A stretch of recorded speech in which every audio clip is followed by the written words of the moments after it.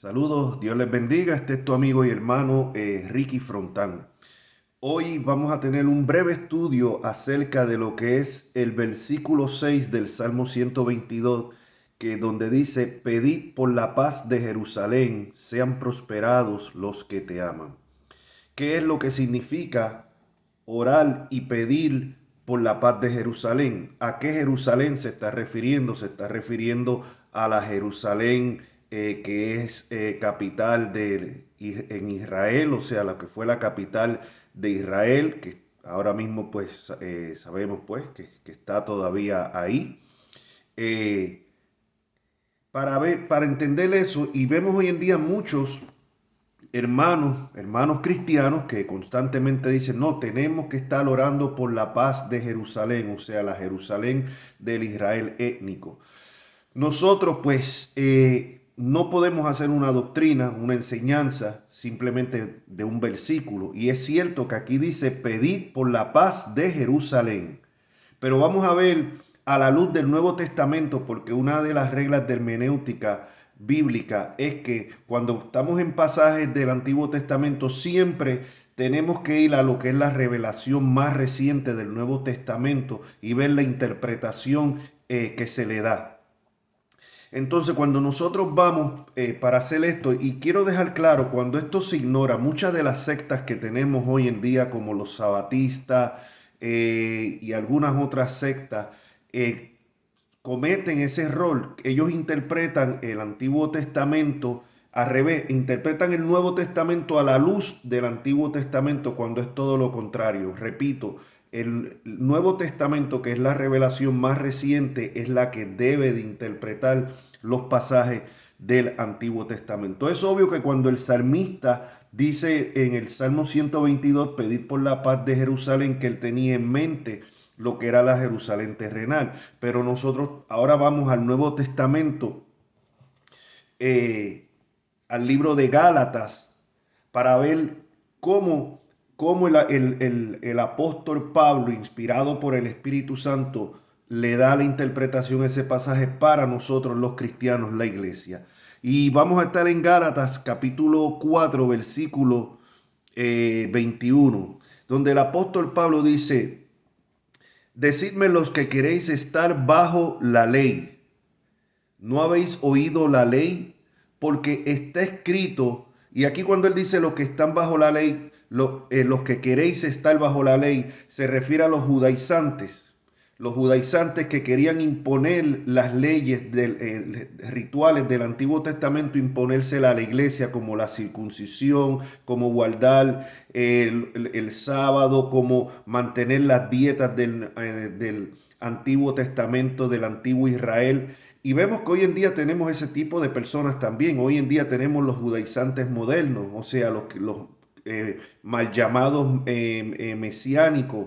Y no me refiero a judíos verdaderos que se han convertido a Cristo. Esos son, sí, son genuinos mesiánicos, sino a esta secta que ha surgido acá dentro de la iglesia cristiana, donde tenemos ahora personas hispanos, cubanos, puertorriqueños, colombianos, del país que sea, que ahora están y que descubriendo sus raíces hebreas. Y ahora ellos dicen que tienen que guardar el sábado, que no se puede comer cerdo, que no se pueden comer ciertas comidas, que fue Constantino quien cambió el sábado por el domingo, y todo esto que lo que demuestran también es una gran ignorancia, aparte de bíblica, una gran ignorancia de lo que es historia eclesiástica, porque Constantino no cambió el día del sábado al domingo. Constantino simplemente, y para Constantino fue el emperador romano, Constantino simplemente lo que hizo fue prohibir que se trabajase el domingo, para que los cristianos que ya para ese tiempo, porque desde el mismo Nuevo Testamento vemos que se reunían el primer día de la semana, el domingo, ya que fue el día de la resurrección, para que no tuvieran impedimento para sus reuniones de la iglesia de adoración. Así que no fue Constantino quien cambió nada, pero vemos estos judaizantes modernos en su ignorancia, y es una pena porque esto se está extendiendo grandemente dentro de lo que es las iglesias evangélicas. Pero ellos cometen el error que mencioné antes, que es que ellos en vez de interpretar los pasajes del Antiguo Testamento a la luz del Nuevo Testamento, ellos lo hacen al revés. Pero bueno, aquí volvemos otra vez a Gálatas. Dice el apóstol, decidme los que queréis estar bajo la ley. Aquí se está refiriendo a esos judaizantes que querían imponer la ley a la iglesia. No habéis oído la ley porque está escrito que Abraham tuvo 2 hijos. Y aquí se está refiriendo a Ismael y a Isaac. Uno de la esclava, se refiere a la esclava Agar. Y dice el otro de la libre, ese es Isaac, que es el de Sara. Pero el de la esclava nació según la carne, más el de la libre por la promesa, lo cual es una alegoría, pues estas mujeres son los 2 pactos. El uno proviene del monte Sinaí, el cual da hijos para esclavitud. Este es Agar. Y cuando él está hablando de los que procede habla de los 2 pactos, el antiguo pacto se está refiriendo al que fue dado en el monte Sinaí, donde fue dada la ley. Y él dice, en esta alegoría que hace el apóstol Pablo, bajo inspiración divina, él dice que los que nacen según en el antiguo pacto, según la ley, dice que los compara con Ismael, o sea, los compara con el hijo de Agar, y dice el cual da hijos para esclavitud. Este es Agar, refiriéndose al antiguo pacto. Porque Agar es el monte Sinaí en Arabia y corresponde a la Jerusalén actual. Oiga bien, o sea, cuando él habla de que corresponde a la Jerusalén actual, se está refiriendo a la Jerusalén terrenal. Y él dice, corresponde a la de Jerusalén actual, pues esta, refiriéndose a la Jerusalén terrenal, junto con sus hijos, o sea, los que son descendientes, los judíos, o sea, los descendientes de Abraham según la sangre, los que siguen todavía viviendo bajo el antiguo pacto, dice, junto con sus hijos está en esclavitud. Oiga bien, esto no es un reformado, esto no fue Calvino, esto no fue Lutero, porque a veces se nos acusa a los que tenemos, los que nos identificamos con la reforma, con la enseñanza reformada, de que no, que nosotros alegorizamos las cosas, de que espiritualizamos los pasajes que hay que interpretar literalmente. Nada más lejos de la verdad, nada más lejos de la verdad. Vemos aquí que es el apóstol Pablo quien está dando el verdadero significado. Y él dice que la Jerusalén actual, la Jerusalén que representa al antiguo pacto. Y dice que los hijos de esa Jerusalén son hijos de esclavitud. O sea, los que insisten en vivir todavía bajo el antiguo pacto son hijos de esclavitud. No han sido hechos libres todavía en Cristo. Dice, mas la Jerusalén de arriba. Oiga bien, ahora está hablando de otra Jerusalén. A ver quién le va a decir a Pablo ahora aquí. Oiga, Pablo, pero hermano, usted está espiritualizando eso. ¿Quién se atreve? Cuando Pablo escribió esto por inspiración del Espíritu Santo. Dice, mas la Jerusalén de arriba, la cual es madre de todos nosotros. ¿Y a quién él se refiere todos nosotros? A los cristianos, a los creyentes, a la iglesia. Y si hay una Jerusalén espiritual de arriba, tiene que haber también un Israel espiritual, que es lo que nosotros entendemos a lo que se refiere Pablo cuando habla del Israel de Dios. Y dice, mas la Jerusalén de arriba, la cual es madre de todos nosotros, es libre, porque escrito está, regocíjate, oh estéril, tú que no das a luz, prorrumpe en júbilo. Y clama, tú que no tienes dolores de parto, porque más son los hijos de la desolada que de la que tiene marido. Así que, hermanos, oiga bien, nosotros como Isaac, o sea, el heredero de la promesa, somos hijos de la promesa. Pero como entonces los que habían nacido según la carne perseguían al que había nacido según el Espíritu, así también ahora. Mas, ¿qué dice la Escritura? Echa fuera a la esclava y su hijo. Y eso fue claro cuando Dios le dio instrucciones a Abraham de que echara a Agaal y a Ismael, como lo había pedido Sara. Y dice, echa fuera a la esclava y a su hijo, porque no heredará el hijo de la esclava con la libre. Oiga bien, mis hermanos, aquí se está refiriendo, aquí está llamando hijo de la esclava. Y dice que no heredarán a los que insisten todavía en guardar el antiguo pacto. Es curioso porque cuando yo veo hermanos que dicen, no, es que todavía el Israel étnico, el Israel sionista que está ahora en la actualidad es el pueblo de Dios. Ellos son los de la promesa, ese es el pueblo de Dios. Esto lo hacen porque ignoran la interpretación del Nuevo Testamento. Por ejemplo, si vamos en el mismo Nuevo Testamento, el mismo Pablo dice en Romanos capítulo 2, 28, 29, pues no es judío el que lo es exteriormente. Oigan bien. No es judío el que lo es exteriormente, no es simplemente porque son descendientes de Abraham según la carne que la Biblia los considera judíos bajo el nuevo pacto, sino, dice, ni es la circuncisión la que se hace exteriormente en la carne, oiga bien, sino que es judío, versículo 29, el que lo es en lo interior, o sea, el que ha nacido de nuevo, el que ha puesto su fe en Cristo, dice, sino el que ha nacido, el que lo es en lo interior, y la circuncisión es la del corazón en espíritu, no en letra, la alabanza del cual no viene de los hombres, sino de Dios. Y si van un poquito más, más adelante a Romanos 9, donde Pablo se está lamentando porque la mayoría, la mayoría del pueblo judío no ha recibido, no ha aceptado el evangelio. Él viene y aclara que la promesa no es para todos los descendientes de Abraham y lo deja claro. Ahí es que entra en el tema de la elección. Pero vemos que en el versículo 6, él dice de Romanos 9, no que la palabra de Dios haya fallado, porque no todos los que descienden de Israel son israelitas. Oiga bien, pueden ser descendientes de Israel físicamente, tener sangre israelita, y todo esto, inclusive guardar el antiguo pacto, pero según Dios, según el nuevo pacto, no los considera israelitas.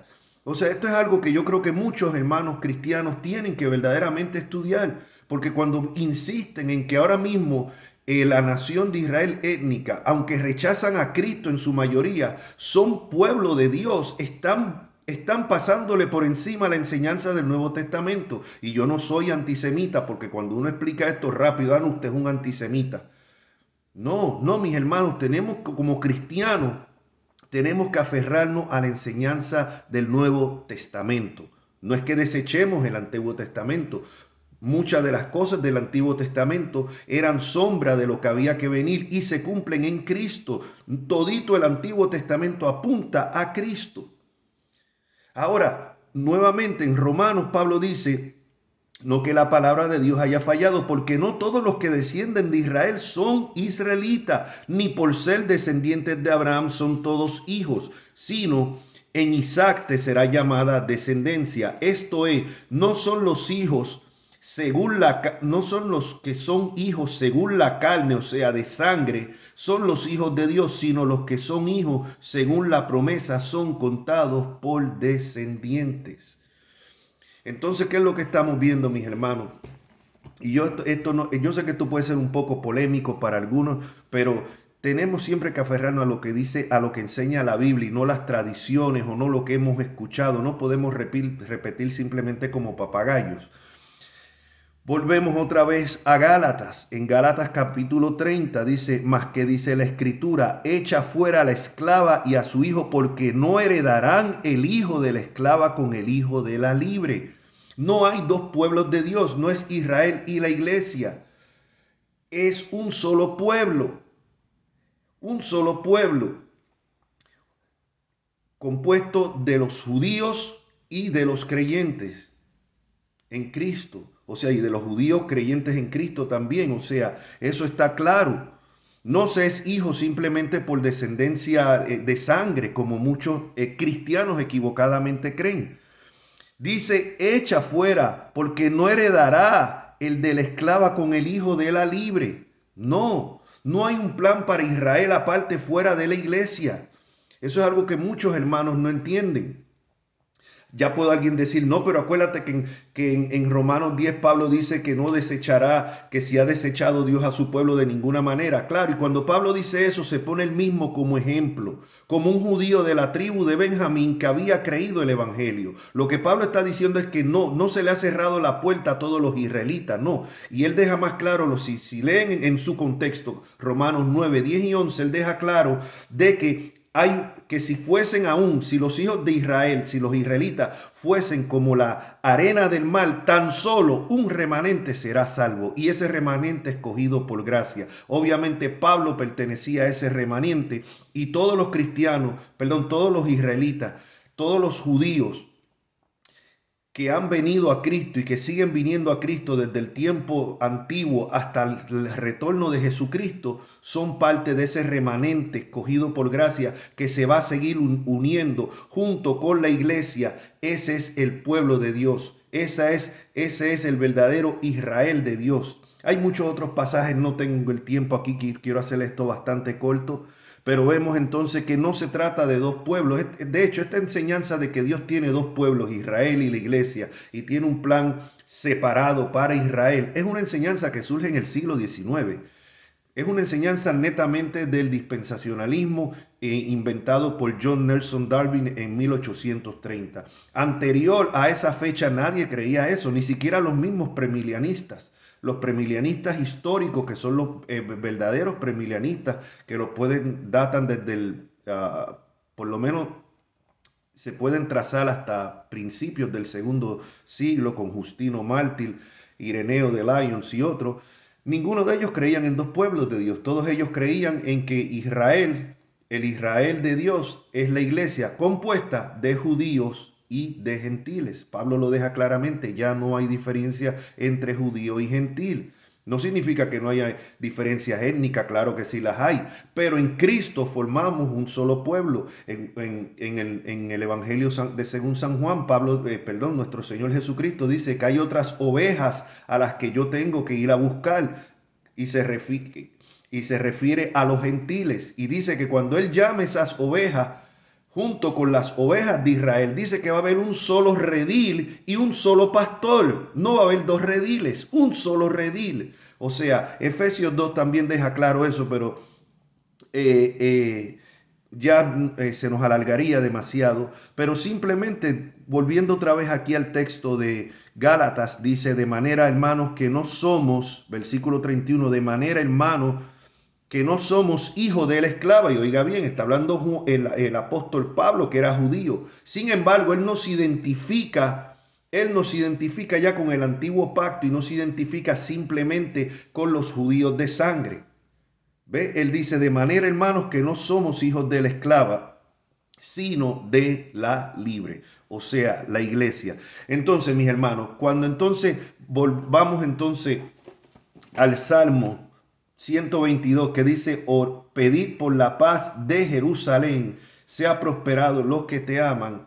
¿Qué Jerusalén está hablando? Obviamente a la interpretación, la explicación que nos da el Nuevo Testamento, no se está refiriendo, pasándolo por el lente del Nuevo Testamento. Como cristianos no estamos llamados a orar por la Jerusalén terrenal. Bueno, podemos orar como podemos orar por San Juan en Puerto Rico, como podemos orar por Washington en Estados Unidos, como podemos orar por la capital de cualquier país, como podemos orar por cualquier nación. Oramos por los israelitas, como oramos por los colombianos, como oramos por los de Estados Unidos, como oramos por los venezolanos. O sea, tenemos que orar y que vengan al conocimiento de Cristo, y cuando tengamos oportunidad presentarle.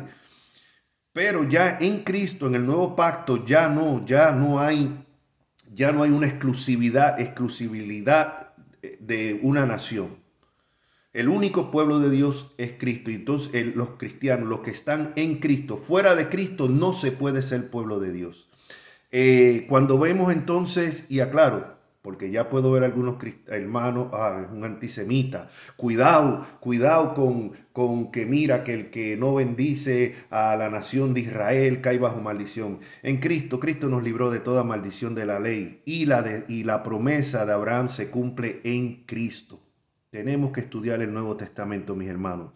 Así que cuando entonces tenemos que orar por la paz de Jerusalén, nosotros como cristianos estamos llamados a orar por la iglesia, por la Jerusalén espiritual, por la de arriba.